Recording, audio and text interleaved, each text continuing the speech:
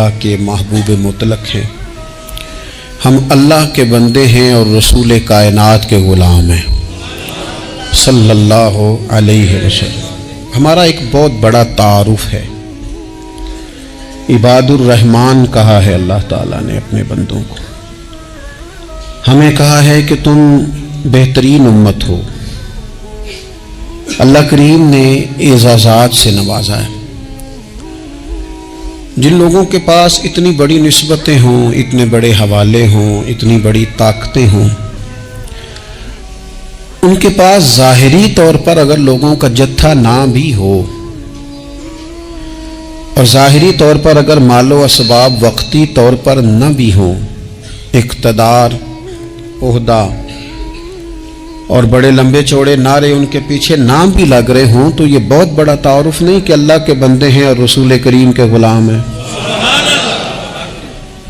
اور کیا یہ تعارف جینے کے لیے، زندہ رہنے کے لیے اور گردن اٹھا کر جینے کے لیے بہت بڑا تعارف نہیں؟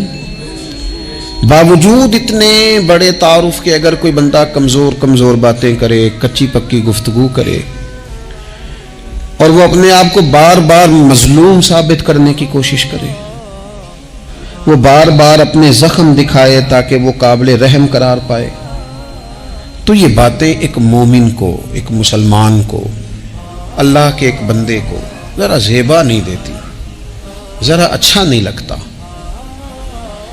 مسلمان اعصابی طور پر، ذہنی طور پر، نفسیاتی طور پر ایک طاقتور قوم ہے۔ مسلمان وہ قوم ہے جو مرعوب نہیں ہوتی، یہ روب دکھاتی ہے، روب۔ ہم وہ لوگ ہیں کہ جن کے اکابرین سوئے بھی ہوتے تھے، نہ سوئے ہوتے تھے حضرت عمر، لیکن ان کو سوئے ہوئے دیکھ کر بھی لوگ کانپا کرتے تھے، اس لیے کہ شیر تو شیر ہی ہوتا ہے نا، وہ سویا ہو تو پھر بھی شیر ہی۔ تو میں کچھ عرصے سے اس کمی کو بڑی شدت سے محسوس کرتا ہوں کہ لوگ، یعنی کوئی شخص بھی ملتا ہے تو وہ اس لہجے میں بات کرتا ہے کہ اسے مظلوم مان لیا جائے، قابل رحم مان لیا جائے، اس کی مدد کی جائے، اس پر توجہ کی جائے۔ یہ مسلمان کی شان نہیں۔ آپ سورہ بقرہ پڑھیں گے تو قرآن مجید اصحاب صفہ کی شان بیان کرتا ہے کہ انہیں بڑی حاجت ہے، بڑے ضرورت مند ہیں۔ وہ لوگ تھے جو کئی دنوں تک روٹی نہیں کھاتے تھے، لیکن رب فرماتا ہے کہ میرے محبوب کے مدرسے کے ان طالب علموں کو جو دیکھے گا اسے محسوس ہوگا کہ یہ تو بڑے امیر لوگ ہیں۔ کیوں محسوس ہوگا؟ لا یسألون الناس الحافا، یہ لوگوں سے لپٹ کر سوال نہیں کرتے، کشکول طلب نہیں دراز کرتے، یہ اپنے پردے کو قائم رکھتے ہیں۔ خودداری، عزت نفس، وقار، خودی، ہمارے ہاں تیزی سے ان چیزوں کا آج جو ہے وہ یوں محسوس ہوتا جیسے قحط ہو گیا ہے۔ الا ماشاءاللہ، آپ کے زخم دکھانے سے کوئی بھی آپ کا زخم نہیں بھرے گا، بلکہ میں نے تو یہ دیکھا ہے اپنی زندگی میں کہ اچھا بھلے تعلقات چل رہے ہوتے ہیں، آپ کو ذرا ضرورت پڑ جائے تو سامنے والا آنکھیں پھیر لیتا ہے، اسی وقت اس کا ماحول اور اس کے حالات خراب ہو جاتے ہیں۔ اس لیے اپنا سارا بھروسہ، اپنی ساری توجہ، اپنی سوچوں کا مکمل مدار صرف اللہ رسول کی ذات کو بنائیں، اور اس انداز میں بنائیں کہ کون دیتا ہے دینے کو تو چاہیے، دینے والا ہے سچا ہمارا نبی۔ اور یہ ذہن بنائیں زندگی میں کہ رب رسول کی بارگاہ سے 2 قطرے بھی مل گئے تو دنیا بھی بن جائے گی، آخرت بھی بن جائے گی۔ اس لیے ادھر ادھر دیکھنا تھوڑا کم کریں۔ اور بالخصوص آج اپیل کروں گا، استاد اپنے شاگردوں کو، پیر اپنے مریدوں کو، باپ اپنی اولاد کو بڑی بڑی باتوں کا سبق پڑھائے، بڑی بڑی باتوں۔ اقبال نے شکوہ کیا ہے، اقبال کہنے لگے شکایت ہے مجھے یا رب خدا بندان مکتب سے، یہ جو انہیں کہتے ہیں کہ جناب پڑھ جاؤ گے تو روٹی اچھی ملے گی، یہ انہیں کہتے ہیں پڑھ جاؤ گے تو کار میں بیٹھو گے، پڑھ جاؤ گے تو کوٹھی بنا لو گے، یہ کیا سبق پڑھا رہے ہیں بھلا؟ ان کو تو تم بڑے باتیں بتاؤ، انہیں کہو پڑھو گے تو دنیا میں حضور کے دین کا انقلاب برپا کرو گے، تم ان کہو کہ تم پڑھو گے تو تم ایک پورا ملک چلاؤ گے، تم انقلاب برپا کرو گے، اٹھ باندھ کمر کیوں ڈرتا ہے، پھر دیکھو خدا کیا کرتا ہے۔ اقبال کہنے لگے یہ تم کیا سبق پڑھا رہے ہو کہ روٹی صحیح مل جائے گی، چندہ اکٹھا کرنے کا طریقہ آ جائے گا؟ کہنے لگے شکایت ہے مجھے یا رب خدا وندان مکتب سے، سبق شاہی ہے اور بچوں کو دے رہے ہیں خاک بازی کا۔ اڑنے والی تعلیم تھی اور یہ انہیں رینگنے کا سبق پڑھا رہے ہیں۔ تگڑی تگڑی باتیں بچوں کو سکھاؤ، تگڑی تگڑی۔ یہ پھر سارے نہ ڈھونڈتے پھریں کہ وہ فلانا جو ہے نا چاچا امیر ہے تو ماموں امیر ہے تو فلانی خالہ باہر ہے تو فلانا ذرا مہربانی، کوئی بھی نہیں مہربانی کرتا۔ مہربانی جب بھی کرتا ہے یا خدا کرتا ہے یا مدینے والے محمد مصطفیٰ کرتے ہیں۔ اپنی توجہات کبھی بچوں کو دیکھیں، حضرت لقمان اپنے بیٹے کو کیا کہتے ہیں؟ کہتے ہیں یا بنی اقم الصلاۃ وامر بالمعروف وانہی عن المنکر۔ حضرت لقمان اپنے بیٹے کو سمجھاتے ہیں، کہتے ہیں اے بیٹا نماز قائم کرنا، لوگوں کو بھلائی کا حکم دینا، برائی سے منع کرنا، وَاصْبِرْ عَلَىٰ مَا أَصَابَكَ، اور جب مصیبت پہنچے تو صبر کرنا، ادھر ادھر رونا دھونا نہ کرنا۔ نماز پڑھنا، بھلائی کا حکم دینا، برائی سے منع کرنا، اور اگر کوئی مصیبت پہنچے تو اس پر صبر کرنا۔ کتنے کام ہو گئے؟ 4۔ ایک نماز پڑھنی ہے، ایک بھلائی کا حکم دینا ہے لوگوں کو، ایک برائی سے، اور اگر کوئی مشکل آئے تو کیا کرنا ہے؟ ان ذالک من عزم الامور۔ فرمایا بیٹا یہ بڑی ہمت والے کام ہیں، ہمت والے کام کرنا، ہمت والے، طاقتیں اپنی قائم رکھنا، کمزور نہ پڑنا، لوگ تمہارے آنسو نہ دیکھیں، کوئی تمہیں تڑپتا نہ دیکھے۔ چھوٹا چھوٹا زخم لے کر لوگ سگنل پہ کھڑے، چھوٹی چھوٹی مجبوریاں لے کر لوگ مانگنے کے لیے دروازوں پر کھڑے ہیں۔ امت مسلمہ کا یہ مزاج نہیں، یہ وقار نہیں، یہ انداز نہیں۔ ہم تو بانٹنے والے لوگ، چلے مشکل آ جاتی ہے، زندگی میں ضروریات پڑ جاتی ہیں، قرضہ صحابہ بھی لے لیا کرتے تھے، لیکن یہ جو لہجے آج ہم نے اختیار کر لیے، کمزور ہو جانا، کچا پڑ جانا، غریبی کا رونا، یہ انداز اہل ایمان کا۔ بچوں کو طاقتور ہونا چاہیے۔ میرے نبی کریم صلی اللہ تعالی علیہ وآلہ وسلم نے نا ارشاد فرمایا، ایسا نہیں ہے کہ کوئی بندہ کمزور ہے تو وہ ناپسندیدہ ہے، یہ نہیں فرمایا کہ جو بزدل ہے تو وہ بڑا کوئی کٹا ہوا آدمی ہے، لیکن حضور فرماتے ہیں، صحیح مسلم میں حدیث موجود ہے، حضور فرمانے لگے طاقتور مسلمان نا اللہ کی نظر میں بزدل مسلمان سے زیادہ پیارا ہے۔ طاقتور ہے نا، اس کی شان زیادہ ہے۔ یہ جو با ہمت ہے، با حوصلہ ہے، جس کے اعصاب مضبوط ہیں، یہ رب کریم کی بارگاہ میں باوقار ہے، اللہ کے حضور اس کی قدر ہے۔ اور حضور علیہ الصلوۃ والسلام صحابہ کو دعائیں سکھایا کرتے تھے، اور تعلیم امت کے لیے خود بھی حضور وہ دعا فرمایا کرتے تھے، کہتے تھے اے اللہ بزدلی سے بچا، کنجوسی سے بچا، اے اللہ اس بڑھاپے سے بچا جو انسان کو بڑا پریشان کر دے۔ حضور دعائیں مانگا کرتے تھے۔ دیکھیں بیمار انسان ہو جاتا ہے، اگر وہ سوچے نا رب کی طرف سے ہے تو پھر بیماری کا لوگ بڑا مزہ لیتے ہیں، کیونکہ جب بندہ بیمار ہوتا ہے تو نفسانی خواہشات ساری ختم ہو جاتی ہیں۔ اور میں اکثر دوستوں سے کہتا ہوں کہ بعض چیزیں ایسی ہیں جو وجد میں لے آتی ہیں بندے کو، اگر وہ غور کرے تو۔ آپ یہ حدیث پاک سنیں، حضور علیہ السلام نے فرمایا بیمار کے ساتھ ضد نہ کرو کہ ضرور کھا، ضد نہ کرو، اس لیے کہ اللہ اسے کھلا بھی دیتا ہے، پلا بھی دیتا ہے۔ اب جب کسی کو پتا چلے کہ میں بیمار ہوں تو رب مجھے کھلا پلا رہا ہے تو مجھے بتائیے بیماری کتنی پیاری لگے گی، بیماری میں کتنا سرور آئے گا۔ پھر تو انسان ہمیشہ چاہے گا کہ مجھے وہ چیزیں ملیں جو مجھے اللہ تبارک و تعالیٰ کی بارگاہ کے قریب کر دیں۔ دوسری بات یہ ہے کہ میدان میں جب انسان اترتا ہے نا تو اسے ایک بات اپنے ذہن میں رکھنی چاہیے کہ جیت اور ہار یہ اللہ تعالیٰ کے دست قدرت میں ہے، لیکن جب وہ لڑے تو جیتنے کے لیے لڑے۔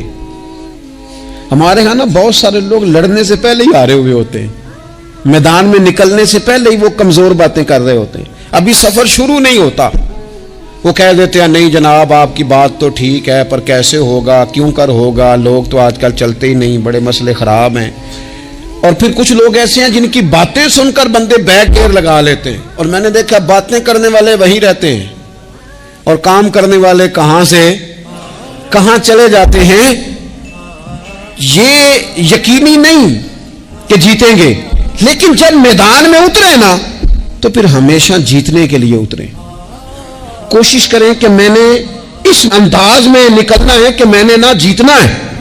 حضرت مولا علی شیر خدا کرم اللہ تعالی وجہ الکریم سے کسی بندے نے پوچھا، حضور آپ ہر میدان میں کامیاب کیوں رہتے ہیں؟ فرمانے لگے جیت ہار تو رب کریم کے دستے قدرت میں ہے، لیکن جب میں اترتا ہوں نا میدان میں تو میں دشمن دیکھ کے پہلے ہی فیصلہ کر لیتا ہوں کہ میں نے اس کے پیٹ میں خنجر مارنا ہے کہ گلے پہ، میں جیتنے کے لیے میدان میں اترتا ہوں. تو آپ دیکھ لینا دیواریں ہلتی رہتی ہیں اور در کانپ جاتا ہے.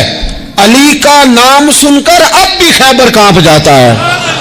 کیوں کہ کہتے ہیں میں ذہن بنا لیتا ہوں کہ میں اسے کاٹ کے لاؤں گا، میں ڈرتا اور سہمتا ہوا میدان میں نہیں اترتا. ذہن ہوتا ہے کہ آج لڑوں گا تو جیتوں گا، آج میں دیکھیں میں کیا کرتا ہوں. حوصلہ نہیں پیدا کر پا رہے بچوں میں. کچھ بچے بھی اللہ خیر کرے عزم و ہمت والے لوگوں کے پاس بیٹھتے نہیں. اور دوسرا ہم اپنے بچوں کا کسی کو آئیڈیل بھی نہیں بننے دیتے. بچے کسی کا نام لیتے ہیں تو ہم کہتے ہیں پتر چھاٹ پرا.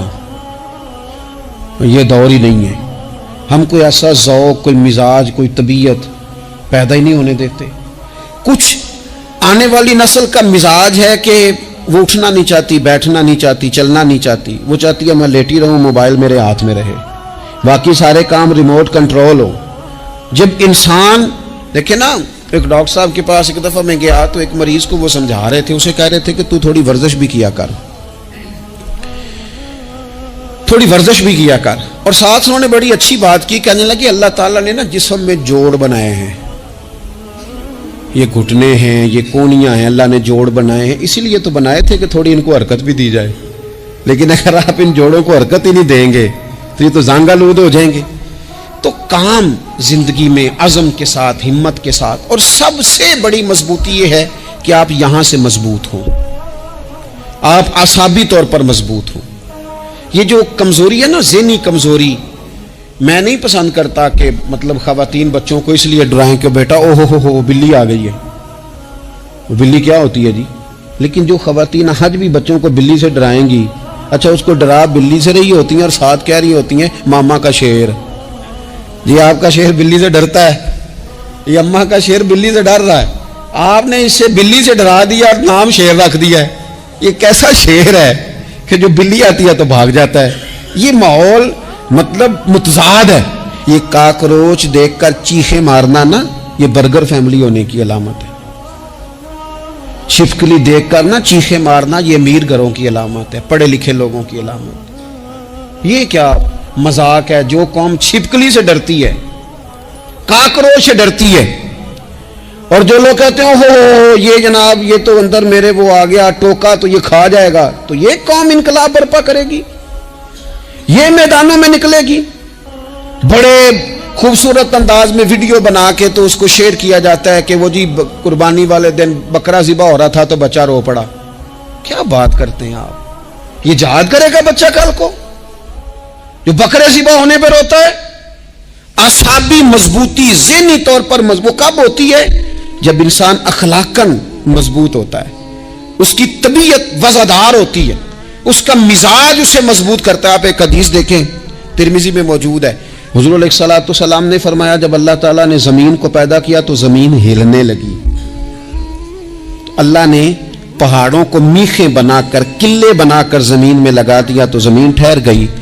فرشتے فوراً عرض گزار ہوئے کہ مالک تیری سب سے طاقتور مخلوق یہ پہاڑ ہیں؟ فرمایا نہیں، لوہا جو ہے نا وہ پہاڑوں سے بھی طاقتور ہے، کیونکہ لوہا پہاڑ کو کاٹ دیتا ہے. یا اللہ پھر لوہا سب سے طاقتور ہے؟ فرمایا نہیں، آگ اس سے بھی طاقتور ہے. کیا آگ سب سے طاقتور ہے؟ تو فرمایا نہیں، پانی بھی ہے. کیا پانی طاقتور ہے؟ فرمایا ہوا بھی ہے جو پانی کا رخ پھیر دیتی ہے. مسلمانوں خدا را اس سے بڑا ذوق نہیں ملے گا. میں طاقتور ہونے کا طریقہ بتا رہا ہوں. ہمارے ہاں لوگ سمجھتے ہیں کہ میں بولتا زیادہ ہوں اس لیے میں طاقتور ہوں، میرے پاس اسلحہ زیادہ اس لیے میں یہ دیکھو حضور نے بتایا طاقتور کون ہوتا ہے. یا رسول اللہ پتھر پہاڑ طاقتور ہے تو فرمایا نہیں ان پر تو لوہا ہے، لوہا طاقتور ہے، نہیں اس پر تو آگ ہے، آگ طاقتور ہے، نہیں اس پر تو پانی ہے، پانی طاقتور، اس پر تو ہوا ہے۔ تو حضور پھر مہربانی کریں بتائیں طاقتور کون ہے؟ تو یہ دیکھو نا، یہ یاد رکھو نا، یہ کائنات کے سب سے بڑے حکمت والے محبوب کی بات یاد رکھو نا۔ حضور فرمانے لگے سب سے زیادہ طاقتور وہ مومن ہے جو سیدھے ہاتھ سے صدقہ دیتا ہے اور دوسرے کو پتہ بھی نہیں لگنے دیتا۔ اس ہاتھ سے صدقہ دیا اور اس ہاتھ کو پتہ، جس میں یہ اخلاقی طاقت آ جائے نا کہ اللہ کے رستے میں دیکھ کر پھر اسے چھپانا آ جائے، وہ بڑا طاقتور آدمی ہے۔ میں یہ سب سے بڑا طاقتور ہے جس نے اپنے رب سے راز نیاز شروع کر لیے، اللہ کے رستے میں دیتا ہے پھر کسی کو خبر۔ یہ کون سی طاقت ہے؟ یہ روحانی طاقت ہے، یہ اخلاقی طاقت ہے، یہ کردار کی طاقت، یہ سوچوں کی طاقت ہے، یہ آپ کے مزاج کے بلند ہونے کی طاقت ہے۔ لیکن اگر مسجد میں ٹائلیں لگوا کر بھی ایک ٹائل پہ نام لکھوا لیا ہے، اگر کہیں تعاون کر کے بھی کہا میرا ذکر کرو، کوئی خدمت کر کے کہا میرا نام لو، پھر آپ کمزور ہیں، پھر آپ طاقتور نہیں ہیں، پھر آپ نے بزدلوں جیسا کام کیا، پھر آپ نے وہ رنگ اختیار کیا ہے جو شاید آپ کو ذہنی طور پر بڑی کوفت میں مبتلا کر دے۔ تو اعصابی طاقت، اعصابی قوت، آپ دیکھیں حضرت صدیق اکبر رضی اللہ تعالیٰ عنہ، حضور نے تربیت کی تھی نا۔ میں ذمہ داری سے کہتا ہوں کہ تعصب کی اینک نہ کسی نے پہنی ہو، ورنہ کائنات میں عشق کی داستان ختم ہو جاتی ہے جناب صدیق اکبر پر۔ جو پیار انہوں نے مدینے والے محبوب سے کیا ہے کوئی کر ہی نہیں سکتا۔ اور ہر وقت کی جدائی، ہر وقت کی، یعنی بیٹھے بیٹھے نا حضور کے وصال کے بعد بیٹھے بیٹھے حضرت صدیق اکبر اٹھ کے نا تو ایک رستے پہ چلنا شروع ہو گئے۔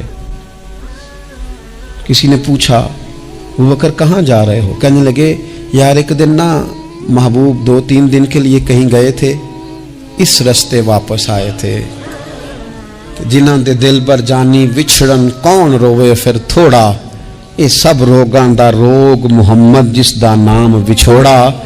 پریشان ہوں تو دل کر رہا ہے پتہ نہیں یہاں سے آ نہ جائیں۔ اتنا زیادہ محبوب کی غلامی اور نبی پاک کی محبت کا ذوق، لیکن اعصابی طور پر مضبوط کتنے تھے؟ حضور کے وصال کے بعد جس بندے نے اپنے پروں کے نیچے پوری امت کو سنبھال لیا ہے نا، اس کا نام بھی ابو بکر صدیق ہی ہے۔ ایسے ایسے سنبھال لیا، سب سنبھال، دکھ سب سے زیادہ لیکن سنبھالا۔ کوئی زکوٰۃ کا منکر پیدا ہو رہا ہے، کوئی ختم نبوت پہ حملہ کر رہا ہے، کوئی کچھ ہو رہا ہے، کوئی کچھ ہو رہا ہے، ابو بکر صدیق نے فرمایا سارے لشکر روانہ کرو، جہاں جہاں حضور نے فرمایا تھا جہاد کرو۔ فرمایا جو ایک رسی بھی زکوٰۃ کی نہیں دے گا وصول کریں گے۔ لوگوں نے کہا حضور حالات بڑے اور طرح کے ہیں، کیسے کام چلے گا؟ حضرت عمر جیسے دلیر بندے بھی کہنے لگے جناب یہ نظام کیسے چلے گا؟ تو ابو بکر صدیق فرمانے لگے عمر تجھے تیری ماں روئے، تو بڑے مضبوط مزاج کا تھا، یہ مجھے کیا پیغام دے رہا ہے؟ فرمایا عمر یاد رکھ اگر میں مدینہ منورہ میں اکیلا بھی رہ گیا اور جنگل کے درندے میرا آ کے گوشت بھی نوچ کے لے گئے تو پھر بھی میں ان اصولوں پر کھڑا رہوں گا جن اصولوں پر مدینے والے رسول نے مجھے کھڑا کیا ہے۔ ذرا گنجائش نہیں، ہم یہاں سے مضبوط لوگ ہیں، یہاں سے ذہنی بلندی، ذہنی پختگی، یہ حسن ہے زندگی کا۔ یہ کیا بات ہوئی؟ پرسوں فیصلہ کوئی اور تھا، سویرے پروگرام کوئی اور بن گیا، کل فلانے کا مرید تھا، آج مجھے فیض نہیں ملا ادھر جا رہا ہوں، پرسوں فلانے کو استاد بنا بیٹھا تھا، آج میرا پروگرام بدل گیا ہے، کل میری سوچیں اور تھیں آج میری سوچیں اور ہیں۔ جو قوم ساری زندگی تعین ہی نہ کرے وہ کام کیسے کرے گی؟ جو رستے کا آغاز ہی نہ کرے وہ منزل پر کیسے پہنچے گی؟ تو کمزور باتوں سے نکلیں، بزدلانہ سوچوں سے باہر آئیں، طے کریں زندگی میں یہ کچھ ہم نے کرنا ہے۔ میں نے کہا ہے نکلیں میدان میں جیتنے کے لیے، پھر رب کی مرضی ہے، پھر اللہ کی مرضی ہے۔ ساری زندگی صحابہ پر قرض رہا، قرضے بھی رہے، خدمتیں بھی ہوتی رہی، جہاد بھی ہوتے رہے، ڈیوٹیاں بھی ہوتی رہیں، سارے کام ہی ہوتے رہے۔ ہمارا یہ مزاج ہے ایک دو کھا گیا ہے ساری خوشیاں ہی گئیں، بس سارا کچھ ختم کر بیٹھتے ہیں۔ تو تھوڑی سی نا مضبوط دیکھیں۔ اچھا یہ حضرت ابو بکر کا حال ہے تو جناب عمر کی کیفیت کیا ہے؟ کلمہ پڑھتے ہی حضرت عمر نے فرمایا فرمایا یا رسول اللہ جب آپ سچے، قرآن سچا، اسلام سچا، تو چھپ کے نماز پڑھنے کا کیا مطلب ہے؟ فرمایا ابھی تعداد ہی کوئی نہیں، 40 تو مسلمان ہیں۔ عرض کی حضور مہربانی کریں نا، آپ صرف اجازت دیں۔ 20 لوگوں کی صفیں بنا دی گئیں، ایک صف کے آگے حضرت عمر ہیں، ایک صف کے آگے حضرت امیر حمزہ ہیں۔ جناب عمر کہنے لگے چونکہ آپ اللہ کے رسول ہیں تو لہذا نماز بھی آج اللہ کے گھر میں پڑھی جائے گی۔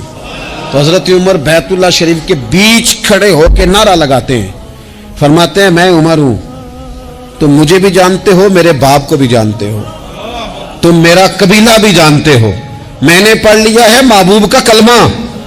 اب جس نے بچے یتیم کرانے ہو اور اپنی بیوی بیوہ کرانی ہو وہ آئے اور مجھے روکے۔ یہ محبوب اللہ کے ہیں اور گھر بھی اللہ کا ہے، تو نماز بھی آج اللہ کے گھر میں پڑھی جائے گی۔ جب تک انسان یہاں سے طاقتور نہیں ہوتا، پھر بات آئی سیدنا عثمان غنی کی، میں پہلا وہاں اونا رنداں تو جنہیں کھلی بغاوت کی تھی، ہے پورا قبیلہ اور طرف ہے، عثمان تیرے گھر میں مال ہے، دولت ہے، وزاداری ہے، لوگ سارے کیا کریں گے، والد مخالف، چچا مخالف۔ حضرت عثمان غنی جیسے آدمی کو پکڑ کے باندھ دیا گیا گھر میں۔ پر عثمان غنی کہنے لگے میں ان بزدلوں میں سے نہیں ہوں جو محبت بھی کریں اور اظہار بھی نہ کر سکیں، جو دعویٰ بھی کریں اور پھر ان کے اندر طاقت اظہار بھی نہ ہو۔ فرمایا تم جتنا باندھ سکتے ہو باندھ لو، تم اپنی دولتیں، حکومتیں اور اپنا جاہ و جلال سنبھال کے رکھو، ہم نے تو غلامی کا فیصلہ کر لیا ہے۔ اور پھر کی غلامی انہوں نے۔ اور جہاں تک بات ہے شیر خدا حضرت علی المرتضیٰ کی، حضرت علی المرتضیٰ شیر خدا کا تو یہ حال تھا کہ ساری زندگی میدان میں رہے۔ ایک دن حضور نے صرف فرمایا کہ آج آپ کو نہیں لے کے جانا، آپ تھوڑا نا میرے نائب بن کر، حضور کسی نہ کسی کو نائب بنا کے مدینے میں چھوڑ کے ایک دن صرف کہا نہیں لے کے جانا۔ تو حضرت مولا علی رونے لگے، کہنے لگے حضور میں بچوں کے بیچ رہوں، عورتوں کے بیچ رہوں، میری تلوار کو زنگ لگ جائے گا، حضور مجھے تو گھوڑے پہ بیٹھنا پسند ہے۔ اچھا میں آپ کو ایک اور بات بھی عرض کروں، پہلے بھی میں نے کہا تھا پھر کہتا ہوں، کچھ لوگ پڑھے لکھے ہوتے ہیں بہادر نہیں ہوتے۔ حضرت علی کے علم کا بھی کمال عروج پہ اور بہادری بھی پورے عروج پہ۔ زندگی نا بہادر لوگوں کی ہوتی ہے۔ یہ شہاب الدین غوری لیٹے ہیں یہاں سوابا میں، تو کسی نے پوچھا ان سے کہ یار آپ کہاں رہتے ہیں؟ کہنے لگے میں گھوڑے کی پشت پہ ہوتا ہوں، ہمارے بچے بڑی سونی فوٹو بناتے ہیں، ان سے پوچھیں آج کل آپ کیا کرتے ہیں تو کہتے ہیں موبائل چلاتے ہیں۔ آپ کیا کرتے ہیں؟ ہم فوٹو کھینچتے ہیں۔ آپ کیا کرتے ہیں؟ کہتے ہیں وہ نا مجھے ایسا عجیب مسئلہ ہے موبائل کا کہ بچوں کی نا مطلب میں کئی دفعہ سوچتا ہوں کہ اگر انہیں کچھ 4 گھنٹے موبائل سے علیحدہ رہنا پڑا نا تو ہو سکتا ہے کہ ان کو ڈاکٹر کو بھی دکھانا پڑ جائے، اتنی کو بری حالت ہو گئی۔ مجھے ڈھیر سارے دوست کہتے ہیں جی آپ ٹیلی فون پہ ملتے نہیں۔ میں نے کہا میں پہلے ملا کرتا تھا جب تک لوگوں کی جیب میں موبائل تھا، جب سے لوگوں نے ہاتھ میں پکڑ لیا نا تو پھر تو ایک دن میں 100 نمبر ملتا ہے، تو پھر آپ کیسے موبائل پہ رہیں گے؟ پھر تو ایک ہی کام ہے، یا فون سنیں گے یا کوئی اور کام کریں گے۔ تو تھوڑی سی ہمت والی زندگی گزاریں۔ بزدلانہ باتیں، کمزور باتیں ہمارے بچوں کو بھی کمزور کر دیں گی، یہ کچھ نہیں کر سکیں گے۔ حضرت سیدنا عبداللہ بن زبیر رضی اللہ تعالیٰ عنہ یہ مدینہ منورہ میں پیدا ہونے والے سب سے پہلے بچے ہیں۔ حضرت سیدنا ابوبکر صدیق رضی اللہ تعالیٰ عنہ کے نواسے ہیں، حضور کے پھپھو جناب صفیہ کے پوتے ہیں، اور عشرہ مبشرہ صحابی حضرت زبیر بن عوام ان کے بیٹے ہیں۔ شروع سے ہی بڑے بہادر تھے۔ ایک دن کچھ بچے گلی میں کھیل رہے تھے تو ایک شخص نے آ کے نا چیخ ماری، ڈرایا، سارے بچے بھاگ گئے۔ جناب عبداللہ ابن زبیر کہنے لگے کیوں بھاگتے ہو؟ اب چیخوں سے بھی ڈرو گے؟ واپس آؤ سارے، میں تمہارا امیر ہوں، آؤ ذرا اس پر حملہ کریں۔ ہم سارے بھاگے اور یہ اکیلا کھڑا رہے۔ اس پر حملہ کیا، وہ ڈرانے والا خود ڈر کے بھاگ گیا۔ تھوڑا سا نا مزاج، ذہن، طبیعت دیکھیں نا، بدتمیزی اور چیز کا نام ہے لیکن گفتگو کا مضبوط ہونا یہ اور چیز کا نام ہے۔ بچوں کو جب پوری طرح یہاں تو ہم ان کو اس قدر زیادہ کمروں میں بند رکھتے ہیں کہ جب وہ نکلتے ہیں باغی ہو جاتے ہیں، یہاں پھر یہ ہوتا ہے کہ ان کے اندر جو صلاحیتیں ہوتی ہیں وہ پوری طرح دب جاتی ہیں، وہ جو کیفیات ہوتی ہیں جو ایک مردانہ وصف میں ہونی چاہیے ان کے اندر موجود نہیں ہوتی۔ اقبال کہتے ہیں آئین جواں مرداں حق گوئی و بے باکی، اللہ کے شیروں کو آتی نہیں روباہی۔ اور یہ جو سہمے دوست ہیں نا، بالخصوص غریب طبقے سے، ان سے میں عرض کروں گا کبھی کسی کی گاڑی دیکھ کر مرعوب نہیں ہونا، کبھی کسی کے مہنگے کپڑوں کے روب میں نہیں ہونا، کبھی نہیں۔ حالات کے سہمے ہوئے لوگوں کو بتا دو حالات بدل جاتے ہیں، ایک جیسے نہیں رہتے۔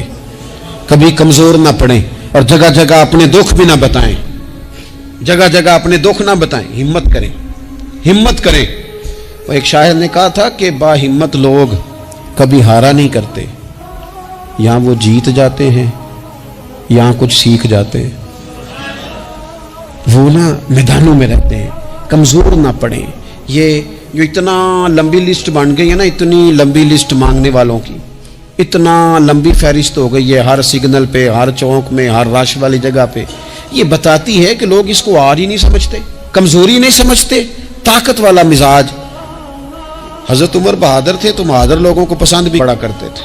حضرت عبداللہ ابن زبیر چھوٹے تھے، بچوں کے ساتھ کھیل رہے تھے، اور یہ وہی حضرت عبداللہ ابن زبیر ہیں جو بعد میں امام حسین کے قاتلوں کے سامنے ڈٹ کے کھڑے ہو گئے، اور انہوں نے اعلانیہ ان لوگوں کا بائیکاٹ بھی کیا اور ان لوگوں کے ساتھ صف آرا بھی ہوئے، حضرت عبداللہ ابن زبیر۔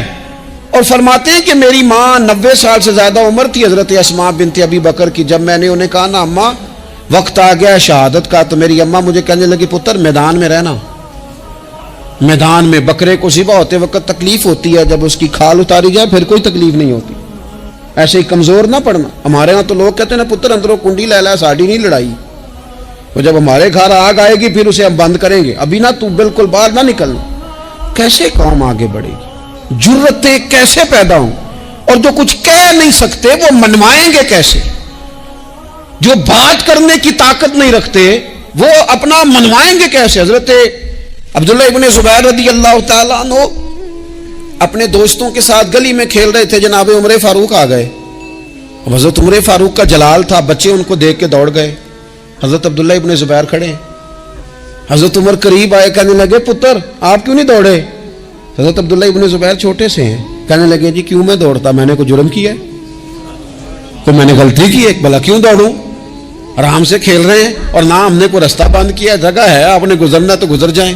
چاہیے تھا نا حضرت عمر ناراض ہوتے، پر جناب عمر نے ماتھا چوم لیا، کہنے لگے کیا بات ہے بیٹا، ان چیزوں پر ذرا قائم رہنا، کہنے لگے جرم کی ہے، کیا مطلب ہے اس بات کا کہ فلانا ہے تو دوڑ جائے، کیوں دوڑیں جی؟ تو ہم نے جو قوم کو سکھانا شروع کیا ہے نا، دیکھیں فقر اور چیز ہے، درویشی اور چیز ہے، سادگی، لیکن ظلم سہنا اور چیز ہے۔ دنیا میں قتیل اس سا منافق نہیں کوئی جو ظلم تو سہتا ہے بغاوت نہیں کرتا۔ اپنی زندگی میں عزم کو، ہمت کو، نظریے کو بلند کریں، مظلومانہ مزاج نہ پیدا کریں، بلا وجہ دکھ سنا کے اپنے آپ کو کمزور نہ کریں۔ یاد رکھیں اگر ہم اپنے دکھ کسی کو سنا رہے ہیں اور اپنے آپ کو بڑا غریب ثابت کر رہے ہیں تو ایسا نہ ہو کہ ہمارے بچے اس کا برا اثر لے جائیں۔ خودداری سے جینا سکھائیں، عزت نفس سکھائیں، ہر وقت گھر کے اندر، کلاس کے اندر، اپنے دوستوں کی جمعیت کے اندر کمزور باتیں نہ کریں، رو دھو کے وقت نہ گزاریں۔ رونے سے بھی رات گزر جاتی ہے، ہنسنے سے بھی رات گزر جاتی ہے، ناشکری سے بھی دن بیت جاتا ہے اور شکر سے بھی، لیکن بس بات اتنی ہے کہ شکر والوں کا ذرا صحیح بیت جاتا ہے، ہنسنے والوں کا ذرا صحیح بیت جاتا ہے۔ زندگی میں عزم کے ساتھ، ہمت کے ساتھ لوگ جس حال میں مرنے کی دعا کرتے ہیں، معاذ اللہ، لوگ جس حال میں مرنے کی دعا کرتے ہیں، ہم نے اس حال میں جینے کی قسم کھائی ہے۔ اللہ تعالی ہمیں سمجھنے کی توفیق عطا کرے۔ آخر دعوانا ان الحمدللہ رب